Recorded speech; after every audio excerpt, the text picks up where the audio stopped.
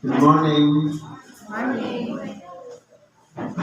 Sa pangalan po ng dakilang Panginoong Jesucristo, isang mapagpalang umaga po sa bawat isa. Andito po tayo sa pangalawang parte. Kanina, ipinapahatid natin yung ating pagsamo at dalangin sa Diyos. Kumbaga, tayo yung nakikipag-usap sa Kanya at siya yung nakikinig. Ngayon naman, ito yung ikalawang parte na ipinangangaral ang salita ng Diyos. Kumbaga, sa pamamagitan ng mga tumatayo dito sa palatindigan na tagapagpahayag ng salita ng Diyos, binabasa ayon sa banal na kasulatan. Kumbaga, ang Diyos ang nakikipagtalastasan sa atin. Siya ang nagsasalita. Tayo naman ngayon ang mga tagapakinig. Ngayon po, ang unang aralin, sabi sa unang Korinto 6:12 hanggang 20. Sabi ganito, ang lahat ng mga bagay sa akin ay matuwid, ngunit hindi ang lahat ay nararapat. Ang lahat ng mga bagay sa akin ay matuwid, ngunit hindi ako pasasako sa kapangyarihan ng anuman.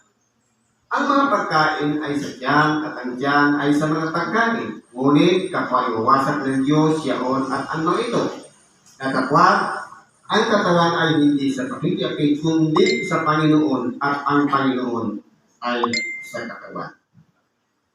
Ngayon po, sabi dito, ang lahat ng bagay ay matuwid. Lahat ng pagkain, matuwid po siya.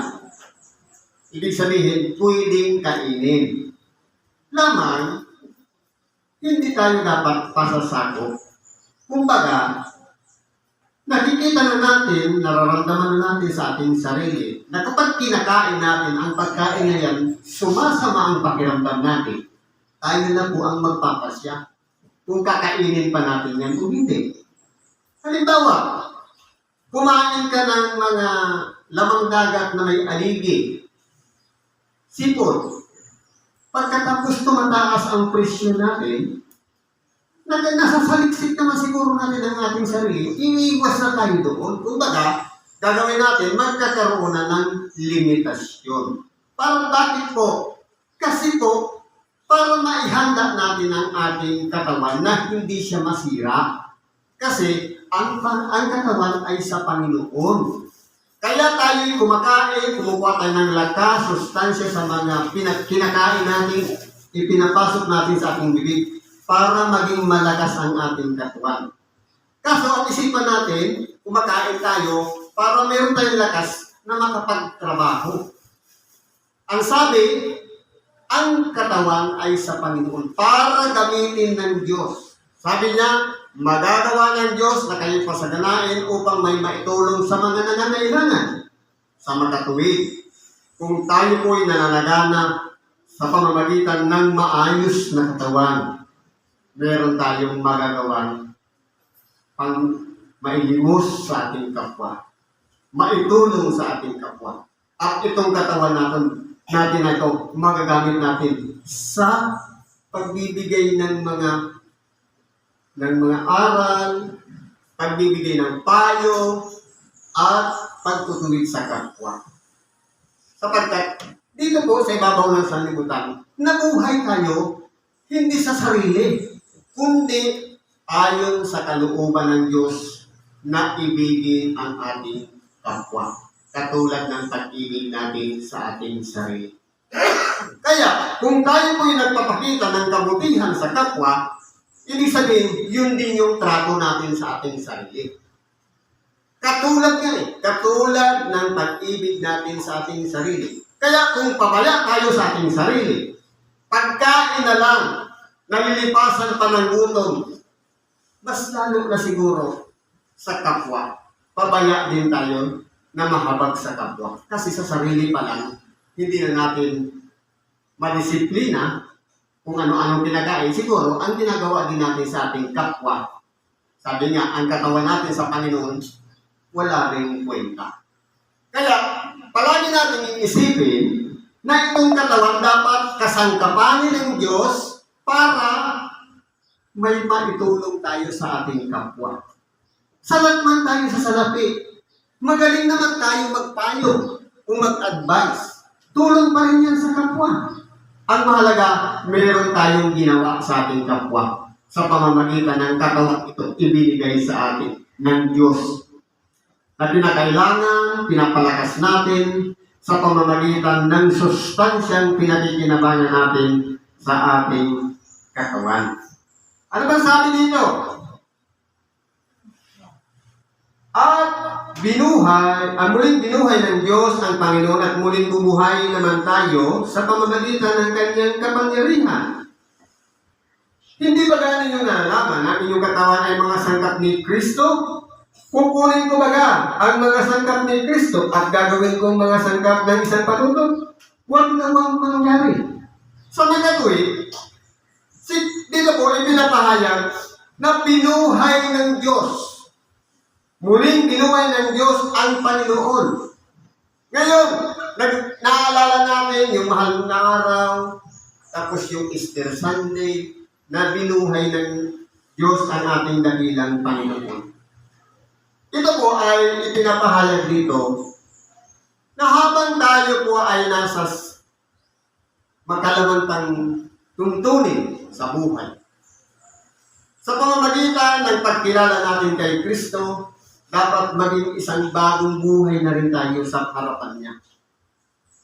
Na tayo ay binibigyan niya ng pag-asa. Tayo'y tumanggap ng biyaya, tumanggap ng bautismo, at ano pa man ipinagkaloob sa atin, dapat huwag po siyang masayang. Gagamitin ba natin na maging sangkap ng patuto? Gagamitin ba natin sa pakikiapid? Hindi po dapat. Kundi dapat kung ano yung idinidikta sa atin ng Espiritu Santo na walang iba, sundin ang kalooban ng Diyos, dapat doon po tayong manangan. Huwag sa sarili nating tuntunin. Kasi meron tayong kaisipan na pansarili. At meron ding galing sa Diyos. Alin ba ang mas higit na nananaig sa buhay natin? Sariling kalooban o kalooban ng Diyos? Kasi ang Diyos mayroong programa. Halimbawa, kada Sabado, tayo nandito sa templo. Kung nasusunod ang kalooban ng Diyos, mauobliga tayong nandito. Dahil yun ang programa niya. Pero kung nasusunod ang kalooban natin, pwedeng labahan lang maging dahilan na hindi tayo makapagsimba. Kaya, sabi niya, ang katawan ay sa Panginoon. Nandito, yung mga taong nangangailangan ng tulong para ipatong natin ang ating mga kamay para sa kanila. Dito natin magagamit ang biyayang ipinagkaloob sa atin ng Diyos. Naway, huwag magamit na maging sangkap ng isang patuto. Kundi, Espiritu Santo mismo ang gagamit niyan sa pamamagitan ng kanyang kapangyarihan para magsigaling ang mga taong pinagpapatungan ng ating mga kamay. Sabi nito, hindi ba ninyo nalalaman na ang nakikisama sa patuto ay kaisang katawan niya? Sapagkat sinasabi niya, ang dalawa ay magiging isang laman. Totoo po. Sabihin natin, lalaki, babae, iiwan ng lalaki ang kanyang magulang at makikisama sa kanyang magiging asawa at sila ay magiging isang laman. Ngayon, dito, ipinapahayag dito, ang dalawa ay magiging isang laman. Kung halimbawa, lalaki, nakipag-relasyon sa patutok. Ano yung patutok? Hostes. Nakipag-relasyon dahil lamang nahikayat ng kanyang kaibigan. Napunta sa isang lugar na hindi niya man dating pinupuntahan. Nadala o nahikayat ang kanyang katawan, yung pita ng laman at napasunod, na ibali. Kung nagkaroon po sila ng ugnayan, magiging kaisang katawan. Sa makatuwid, nagkakaroon siya ng kasalanan sa kanyang sariling katawan. Dahil sa halip na gamitin lamang ng Panginoon ang katawang ito. Nadaluyan ng kanyang kapangyarihan, nagkaroon po siya ng ibang parte na nagamit siya sa pangsanlibutan. Kaya, tinatawag yun na nagiging pakiki-apid. Kasi nahikayat yung sariling laman. Meron po kasing naguguluhan dyan sa tinatawag na pangangalon niya at pakiki-apid. Magkaiba po kasi ang meaning niya.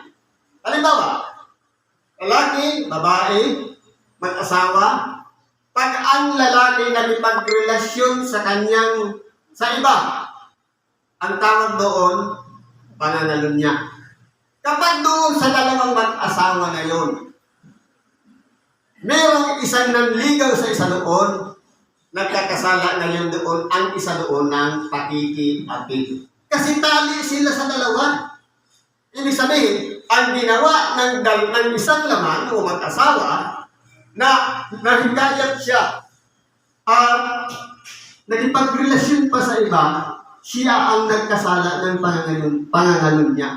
Pero yung isang pamilya na sinira ng isang, sabihin natin, third party, lalaki man yan o babae. Halimbawa, lalaki, niligawan yung may asawa na, nagkakasala po siya ng pakiki-apid yung asawang babae.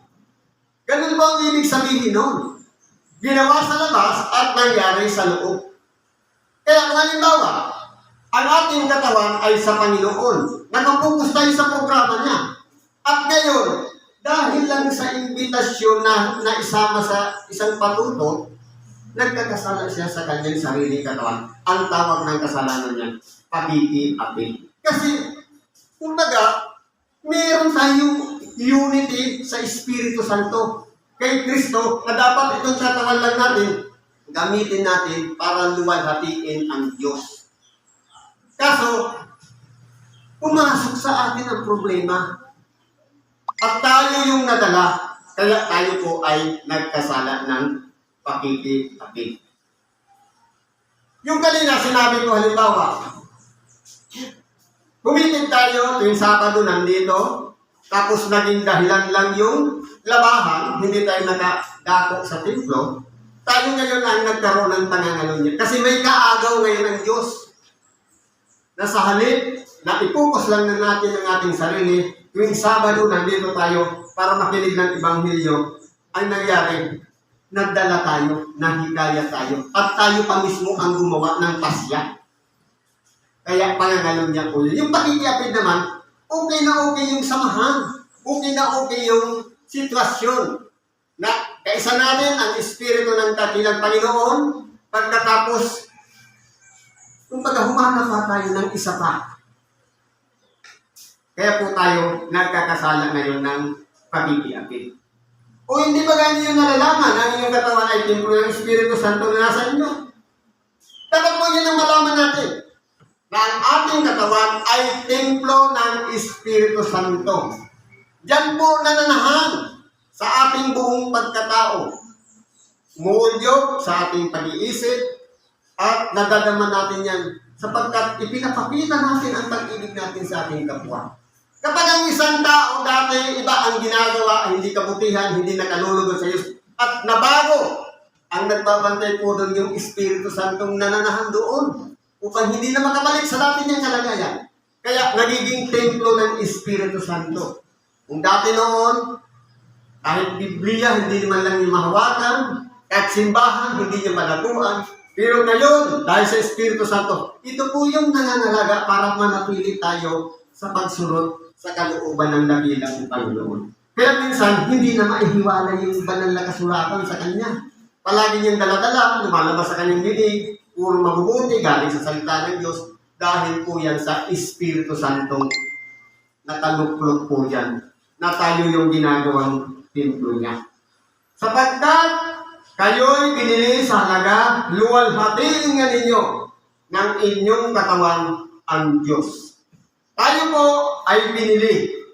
Tayo po ay tinubos ni Kristo sa kanyang pinakamahalagang dugo na walang iba. Dati, sa pamamagitan ng dugo ng hayop, natutubos ang tao. Pero sa pamamagitan lang ng dugo ni Kristo, ilalapit lang natin ang ating pananalig sa Kanya. Kasama na tayo sa mga tinubos niya. Kaya dapat magkaroon ng halaga ang buhay natin sa harapan ni Kristo. Gamitin natin ito sa ikaluluwang hati at sa ikararangal ng Diyos na makapangyarihan sa lahat. Siguro po, dito na lang ang pagkikibahagi natin sa oras na ito. Salamat sa Diyos. At ano man ang ating hilingan, karahingan, ipagkatiwala natin yan sa Diyos. Sa ngalan ni Kristo Jesus, salamat at isang mapagpalang umaga sa bawat isa.